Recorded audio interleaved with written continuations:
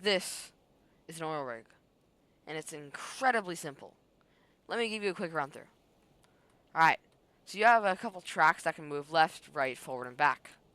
So it can pick up the rods, put them into the swivel, and bring it down into the oil rig drill connector, through the rotary table to spin it, through the drill, and into the ground. Now, what the swivel does is it takes in slurry and puts out saturated slurry, so it allows the drill to drill properly. The clamp moves forwards, grabs the rod, pulls the rod back, brings it over, and puts it into place for this to connect, bring it through here, all the way down. After that, you do the exact same process, except now, once you're over here, once both the rods are aligned within this area, you click or toggle, whatever you're using, align rods, and it will connect them together so you can keep drilling. Now, let's get into it. Alright, so the first thing you're going to need to do is make a base. I already have one here, and it should be 3 above the ground, I'm pretty sure. 3 above the, whatever you want to call it, red line. I forget what it's called. Now, place down your rotary table. Alright, so the next thing we're going to need is an oil rig drill connector. It's a long name, but Stormworks just decided to do that. So, now you're going to want to make sure you have the positive arrow facing up and the negative facing down. Next, grab this with the selection grid, move it till the opening right here is aligned with the opening on the rotary table. Now grab something to connect it back up to the original build, and now you're good. Alright, now let's actually make the system that puts the rods in place. So build just as high as the oil rig drill connector, and build a little platform like this to place down your rods. Grab your rod storages and place one down every 2 blocks. Now we're going to make the system to grab the rods. So let's start with the left and right base, or whatever you want to call it, left and right movement system, which is just a compact linear track base going from one end to the other. And then on this one right here, we're going to add a linear track base and then a few extra tracks. Now we have the left, right, forward, and back system. Now, on this right here, you want to build up a few and add a clamp.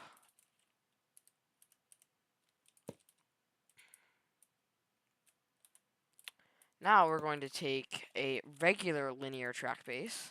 So grab your linear track bases and build them up to higher than the rods. Next, add the linear track base. Just do that. Then grab your swivel. Place one block actually above that so it can hook onto something. Flip your swivel upside down. Grab that, and now it's connected. You can get rid of this now. Now you have the rod system set up. Next, you're going to need to make 3 towers. 1 for oil.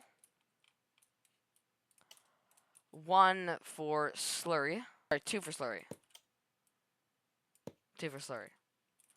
You can add windows if you want. Be sure to make these big enough that they can hold enough slurry to last the whole time. What I would recommend is pretty tall.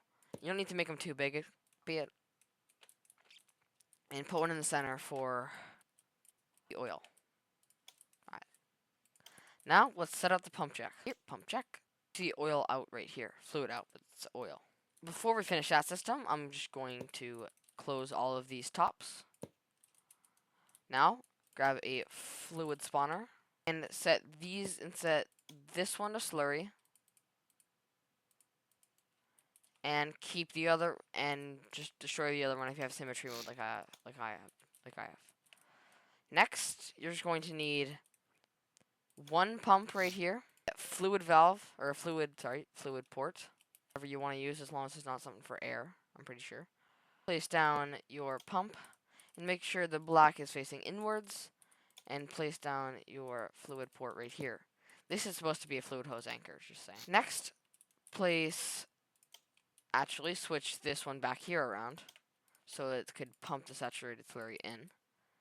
Next, place 2 fluid hose anchors on here and 1 on top for the oil. Lastly, hook them all up. This one goes here. This one goes here. Be sure to add one for crude oil as well. And hook up the oil.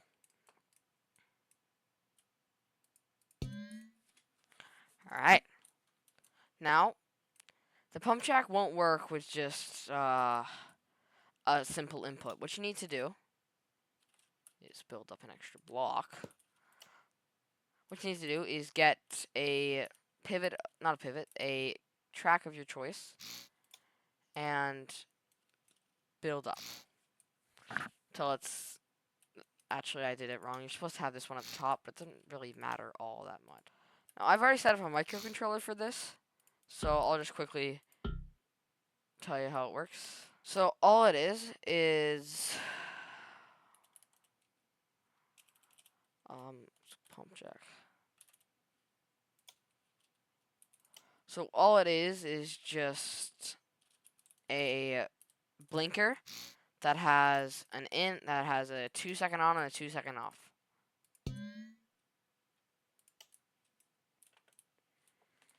And it just uses a switch box to reverse 1, 2, or 1, 0, 1, 0, 1, 0, 1, 0. And just get a few constant ons to run things that always should be on. For example, these 2 clamps should always be on.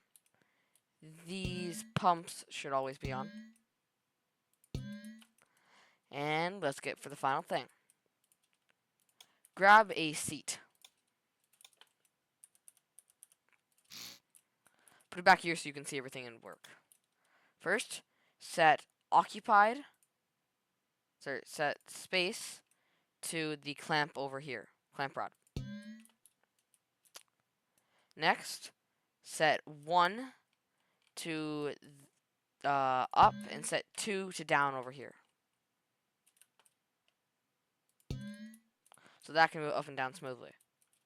Set W to D and A to left and right down here. W and S to forward and back. And I don't think I went up and down this time. No, I don't. Alright. You also need to set up the pump jack, so you can just put that to that constant on. Now, this is where I first got confused when trying it myself. The connect and disconnect is weird. 2 rods have to be in this area right here for them to actually connect. Any further, it just breaks. So, I think that's it. So, be sure to like and subscribe.